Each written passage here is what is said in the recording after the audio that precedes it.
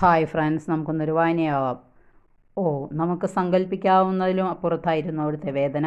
എല്ലാം നമ്മെ അവിടുന്ന് സ്നേഹിക്കുന്നത് കൊണ്ടായിരുന്നു.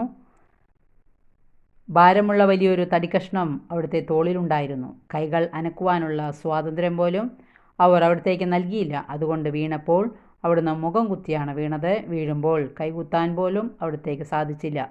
കൈകൾ പോലും ഉപയോഗിക്കാനാവാതെ കൂർത്ത കല്ലുകളിലേക്ക് കാൽമുട്ടുകൾ ഭാരമേറിയ കുരിശുമായി ചെന്നിടിച്ചപ്പോൾ ഒന്ന് തിരുമാൻ പോലും അവിടത്തേക്കായില്ല. മുഖം കുത്തി വീണപ്പോൾ തലയിലിരുന്ന മുൾക്കിരീടം അമർന്ന് തലയിലേക്ക് ഇറങ്ങുന്നു. കല്ലിൽ കൊണ്ട് മുഖത്തു നിന്നും രക്തം വാർന്നൊഴുകുന്നു.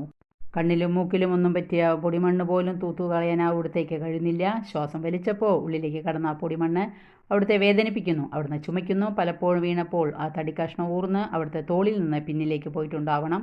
ഒടുവിലായിരുന്നു വേദനാജനകമായ ആ കുരിശുമരണവും. വായന ഇഷ്ടപ്പെട്ടെങ്കിൽ ലൈക്ക് ചെയ്യുക. താങ്ക്